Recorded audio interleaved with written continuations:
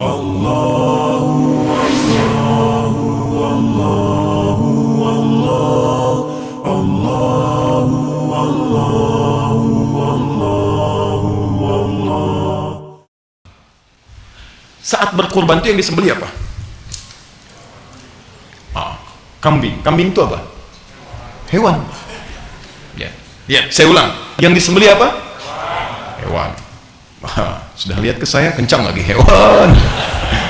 Semoga Allah ampuni kita semua ya. Sini. Hewan. Hewan. Hewan itu diciptakan oleh Allah dengan satu kecenderungan saja, punya satu sifat, bahannya cuma satu. Apa bahannya? Nafsu. Lawannya apa? Takwa.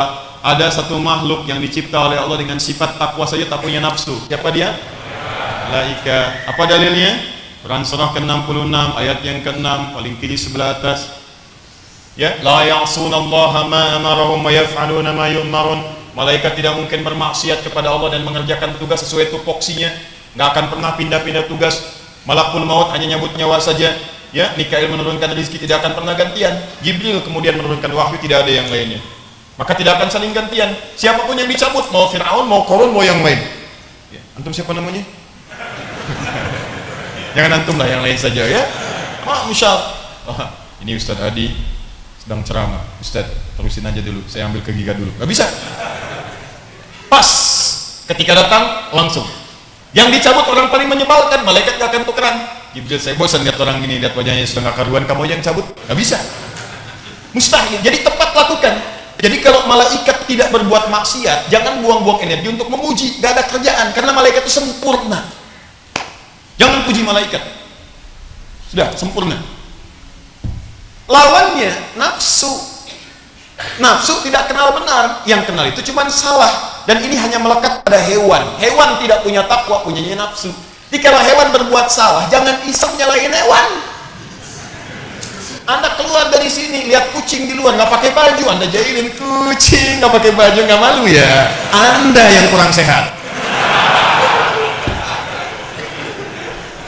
Dia biasa.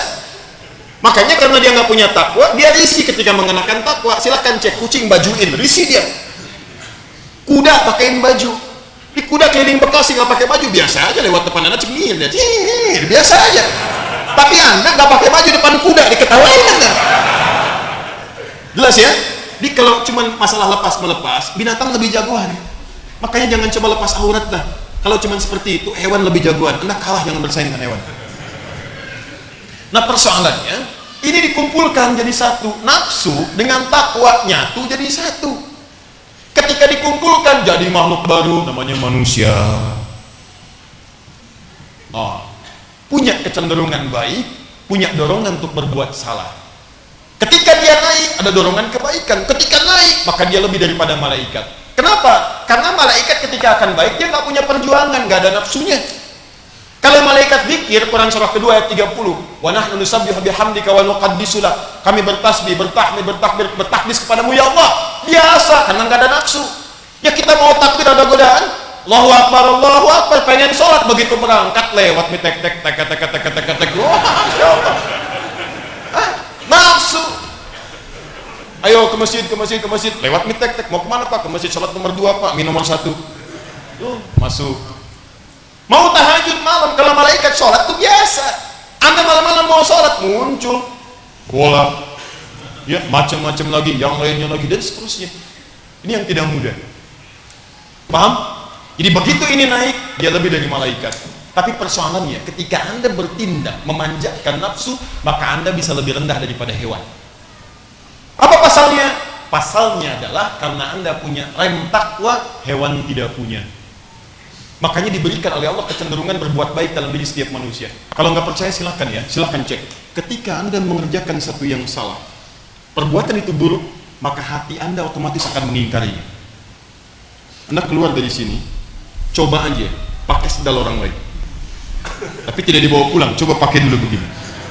Begitu Anda akan masukkan ke sendal orang lain, maka hati kecil Anda akan mengatakan itu bukan punya kamu. Lepaskan itu. Paham? Nah, kadang dalam keseharian tidak sedikit takwa ini dikalahkan, ini masuk naik ke atas nafsu ini, sedangkan nafsu punya hewan. Maka disimbolkanlah kemudian dalam 10 Dzulhijjah kita mesti ini sembelih. Sifat apa yang dominan? Coba lihat kambing. Kenapa kambing kemudian yang dipotong? Ada beberapa ulama yang spesifik menerangkan dengan detail. Kenapa bukan ayam? Kenapa bukan ini? Kenapa bukan itu? Kenapa hewan-hewan ini? Nanti dalam kajian spesifik ada makna-maknanya. Tapi yang ingin saya tekankan secara langsung adalah kita simpan dulu makna ini, kita fokus pada satu bahasan yang paling inti. Dalam sembelihan itu, sebetulnya sebelum disembelih, kita harus merenungkan nafsu apa, sifat hewannya apa yang paling dominan, yang seringkali melekat pada diri kita sehingga jauh dari Allah Subhanahu wa Ta'ala. Tanggal 9 itulah bagi yang berkurban dia puasa. Kalau saat tidak berpuasa karena alasan lain, dia merenung apa yang kurang-kurang. Rinci. Maka ketika besoknya tiba, tanggal 10, di sana melontar, di sini nyembelih. Perhatikan. Yang melontar, dia mengucapkan lafaz yang sama dengan yang menyembelih.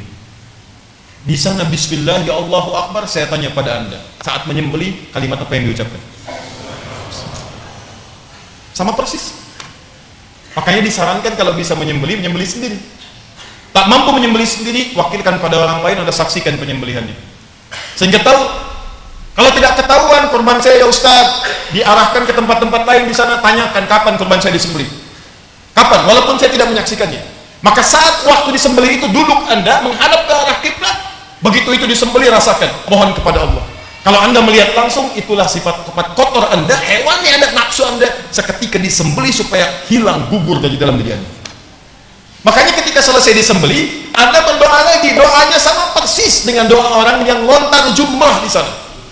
Belum selesai menghadap ke arah kiblat, ini doanya. Lalu Anda bacakan, inni wajjahtu wajhiya lilladzi fatara as-samawati wal arda hanifan muslima wa ma ana minal musyrikin. Inna salati wa mahyaya wa mamati lillahi rabbil alamin la syarika lahu wa bidzalika umirtu wa ana minal muslimin atau wa ana awwalul muslimin. Di begitu selesai menyembelih, Anda menghadap kiblat. Ini doa jarang dibaca nih. Kebanyakan orang sembelih, silahkan sembelihan berikutnya fulan bin fulan bismillahirrahmanirrahim, sudah yang berikutnya. Ini yang tidak diharapkan. Kadang-kadang sunnahnya kehilangan, ngasah di depan hewan itu nggak boleh. Kamu berikutnya ya, gini nggak boleh.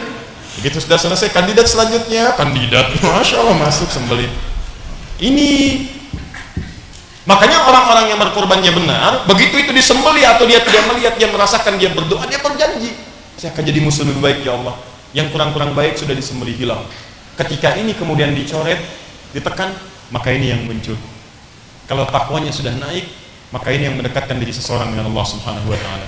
Makanya orang-orang diminta ibadah itu seringkali dikaitkan dengan takwa. Silahkan cek sholat, apa tujuan sholat? Pembuka kalimat sholat di Quran itu takwa dulu. Yang sholat itu cuma orang takwa. Quran surah kedua ayat 2 dan 3. Dzalikal kitabu la raiba fihi hudan lil. Siapa mutakin di sana ayat 3? Alladzina yu'minuna bil ghaib wa yuqimunas shalah. Kenapa ada sholat? Untuk bertakwa. Puasa apa tujuannya? Takwa. Al-Baqarah 183. Ya ayyuhalladzina amanu kutiba alaikumus kama kutiba alal ladzina min qablikum la'allakum taqwa. Haji apa tujuannya? Takwa. Al-Baqarah 197, paling kanan sebelah atas. Al-hajju asyhurun ma'lumat, faman farada fihinna al-hajja fala rafatha wala fusuqa wala jidala fil hajj. Wa ma taf'alu min khairin ya'lamuhu Allah wa tazawwadu fa inna khairaz zadi takwa. Di ibadah itu arahannya takwa. Jadi orang kalau sudah takwa, dia dekat dengan Allah. Apa ukurannya? Rajin ibadah.